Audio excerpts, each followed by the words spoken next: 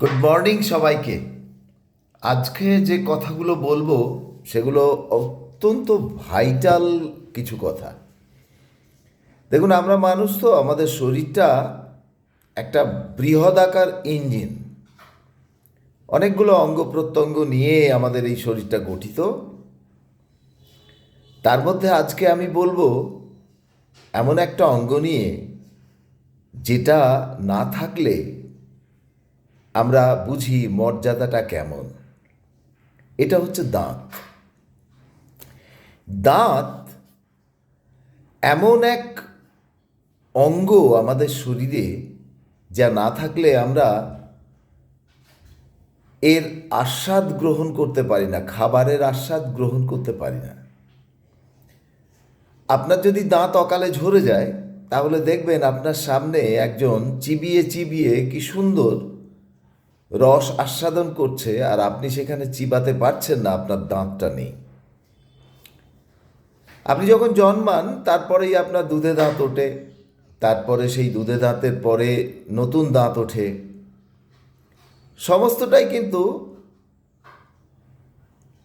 একই সময়ে ঘটে সবার জন্য। কিন্তু দেখা যায় যে কারো 20 বছরেও দাঁত তুলতে হচ্ছে, কারো 30 বছরে দাঁত তুলতে হচ্ছে, কারো 40 বছরে দাঁত নেই, আবার কারো 60-65 বছর বয়সে একটা দাঁতও কিন্তু তার পড়েনি।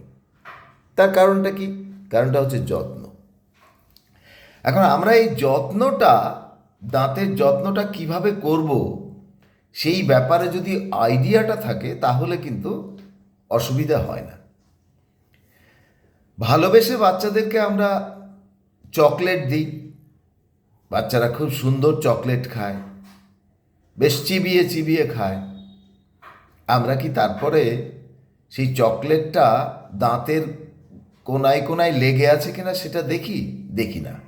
ফলে ওই জায়গাতে জীবাণু সংক্রমিত হয়। জীবাণু সংক্রমিত হতে হতে ওই জায়গা আস্তে আস্তে ওখানে কিন্তু পোকা লেগে যায়। দেখবেন অনেক বাচ্চাদের দুধে দাঁতের সময়েই দাঁতের মধ্যে পোকা দেখা যায় এবং ডাক্তার সেগুলোকে তুলে দেয়।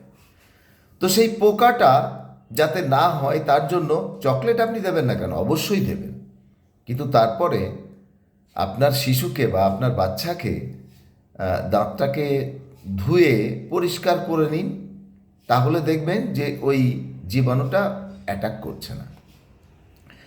সবচেয়ে বিপদ ঘটায় হচ্ছে খাদ্য কণাগুলো। আমরা যখন কোনো কিছু খাই, তারপরে যদি কুলকুচি করে জলটাকে না ফেলি, তাহলে দাঁতের গোড়ায় ওই বিভিন্ন জীবাণু গিয়ে ওখানে পচিয়ে ওই জায়গাটাকে খারাপ করে দেয় এবং আস্তে আস্তে পোকার উপদ্রব শুরু হয়। দাঁতে এফোড় ওফোড় হয়ে যায়, দাঁতে গর্ত হয়ে যায়, ক্যাভিটি হয়ে যায়, যার ফলে দেখা যায় যে আমাদের দাঁত পুটিং করতে হচ্ছে, বা কখনো আপনাকে আরসিটি করতে হচ্ছে, বা কখনো তুলে ফেলতে হচ্ছে। তো দাঁত রাখতে গেলে আপনাকে এই ব্যাপারে নিশ্চিত হতে হবে যে আপনি দাঁত পরিষ্কার রাখছেন। বলা হচ্ছে যে চা খাওয়ার পরেও যদি আপনি কুলকুচি করে জলটাকে ফেলে দেন, তাহলে কিন্তু আপনার দাঁত খুব ভালো থাকবে। এখন কবার দাঁত মাজা উচিত? নর্মালি ম্যাক্সিমাম মানুষ কি করেন, সকালবেলা দাঁত মাজে। কিন্তু সকালবেলা দাঁত মাজলেই কিন্তু হয় না। সারাটা দিন আপনি নানা সময়ে নানা খাবার খাচ্ছেন, আপনার দাঁতের যে অসমান জায়গাগুলো, সেখানে কিন্তু ওই খাদ্য কণাগুলো জমছে।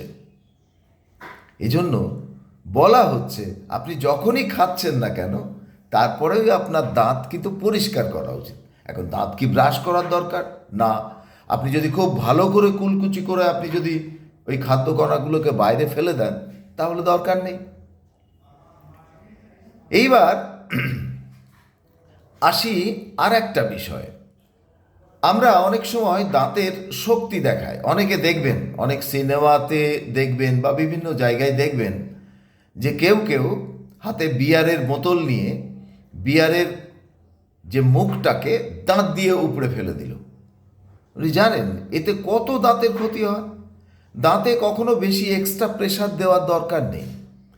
ওই যে কিছু সবুজ মটর আছে, যে মটরগুলো কটকট করে অনেকে চিবিয়ে খায়, দাঁতের কিন্তু কবর ওইখানেই হয়ে যাচ্ছে।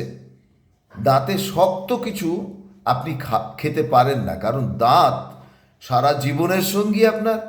এটা যদি আপনি নিয়ত ব্যবহার করেন তাহলে দেখবেন যে আপনার দাঁত আস্তে আস্তে ক্ষতিগ্রস্ত হয়ে যাচ্ছে। সৌন্দর্যের ক্ষেত্রে আসি, অনেকেরই না মুখের গড়নটা এমন থাকে যাতে দাঁত বাইরে বেরিয়ে আসে। আস্তে আস্তে যত বয়সের সঙ্গে সঙ্গে যত বয়স বাড়ে তত কিন্তু দাঁত বাইরের দিকে বেরিয়ে আসতে থাকে। এটা মুখের গড়ন অনুযায়ী হয়। তো তাদেরকে বলবো, যদি রাত্রিবেলা শোয়ার সময় কোনো একটা পেস্ট হাতে নিয়ে, যদি টুথপেস্ট হাতে নিয়ে যদি বুড়ো আঙুল দিয়ে চেপে চেপে দাঁতগুলোকে মাজা যায়, তাহলে দেখা যায় ইচ্ছে করেই আপনি চাপ দিন, যে দাঁতটা আপনার উঠতে পারে সেই দাঁতের ওপর আপনি চাপ দিন, চাপ দিয়ে যদি মাজতে পারেন তাহলে দেখবেন যে ওই যে বাইরে বেরোনোর যে সমস্যা, সেই সমস্যা থেকে আপনি বছর খানেকের মধ্যে রেহাই পেয়ে গেছেন। এটা যদি না হয়, অনেকের একেবারে বাইরে বেরিয়ে চলে যায়, সেটা যদি হয় তাহলে আপনাকে ক্লিপ পরাতে হবে ডাক্তারের কাছে গিয়ে। আপনার দাঁতের মধ্যে যদি ক্যাভিটি থাকে তাহলে সেই ক্যাভিটিটাকে অবিলম্বে পুটিং করান, নইলে কিন্তু ওই দাঁতটা থাকবে না। যদি ডাক্তার বলেন যে এটা আরসিটি করুন, তাহলে আপনি আরসিটি করবেন, দাঁতটাকে রক্ষা করবেন। অরিজিনাল জিনিস কিন্তু কখনো আর্টিফিশিয়াল তার ক্ষতিপূরণ করতে পারে না। তো সুতরাং চাইবেন যে দাঁত যাতে আপনার খুব সুন্দরভাবে, আপনি যতদিন বেঁচে থাকবেন ততদিন আপনার সঙ্গে থাকে। হ্যাঁ, বয়সের সঙ্গে সঙ্গে অনেক কিছুই নষ্ট হয়ে যায়। আমি যেমন চশমা পরেছি, এই চশমাটা আমার 40 বছর পর্যন্ত লাগেনি, কিন্তু তথাপিও এখন আমি চশমাটা পরছি। 6/6 আমার ভীষণ রয়েছে। তেমনি দাঁত আমার একটাও পড়েনি, আমি রিটায়ার করেছি 2 বছর হলো, তথাপিও দাঁত আমার একটাও পড়েনি। কেন? কারণ আমি খাদ্য কণাগুলোকে আমার দাঁতের গোড়ায় জমতে দিই না। আমি রাত্রে শোয়ার সময় দাঁত মাজি, সকালবেলা ব্রেকফাস্ট করবার পরে দাঁত মাজি, এবং আমি প্রতিবারই যখনই আমি দাঁত ধুই না কেন, মুখ ধুই, তখনই আমি দাঁতের মাড়িগুলোকে মাসাজ করি, যার ফলে আমার দাঁতের গোড়া এখনও প্রচণ্ড শক্ত। আর এই দাঁত ব্রাশ করার সময়টা কিন্তু মাত্র 1.5 মিনিট। এখন এই 1.5 মিনিট কীভাবে, কেন 2.5 মিনিট নয় কেন, 5 মিনিট নয় কেন? দাঁতের উপরে যে সাদা অংশটা থাকে তাকে বলা হয় এনামেল। এই এনামেলটাকে রক্ষা করতে হলে বেশি ঘষলে ওই এনামেল নষ্ট হয়ে যায়, তখন কিন্তু দাঁত হাল ছেড়ে দেয় এবং সে কিন্তু তাড়াতাড়ি শরীর থেকে সরে যায়। সেই জন্য 1.5 মিনিটের মধ্যে উপর নিচ করে দাঁত মাজতে হয়। দাঁত কিন্তু ওই ঘষতে নেই, এরকমভাবে ঘষতে নেই, দাঁত কিন্তু এরকম করে আস্তে আস্তে আস্তে আস্তে নরম ব্রাশ দিয়ে খাদ্য কণাগুলোকে বাইরে বার করে দেওয়াটাই হচ্ছে ব্রাশের কাজ। ভেতরের দিকে চালিয়ে এটাকে পরিষ্কার করাটাই হচ্ছে আপনার মূল বিষয়। এবার রাত্রে শোয়ার সময় আপনি দাঁত মাজুন, সকালবেলা উঠে ব্রেকফাস্ট করবার পরে আপনি দাঁত মাজুন, এরপরে আপনি যদি দুপুরবেলা খাওয়ার পরেও দাঁত মাজতে পারেন খুব কম সময়, অন্তত 1/2 মিনিট, তাহলেও দেখবেন আপনার দাঁত অনেক ভালো থাকবে। আর মাড়ি মাসাজ যে কি ভালো জিনিস, সেটা যারা করবেন তারা জানবেন।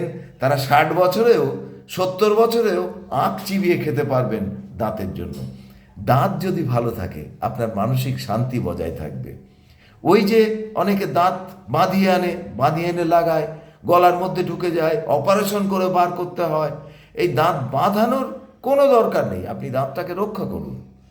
শক্ত জিনিস বেশি খেয়ে কায়দা দেখাতে যাবেন না, নরম জিনিস খান, চিবিয়ে খান, এবং চেষ্টা করুন যাতে আপনার দাঁত আঘাতপ্রাপ্ত না হয়, আপনার দাঁতে যাতে ময়লা না জমে, আপনি যাতে অনেক দিন, দীর্ঘদিন, যতদিন বাঁচবে না, দাঁত যেন আপনার সঙ্গী ছাড়া না হয়।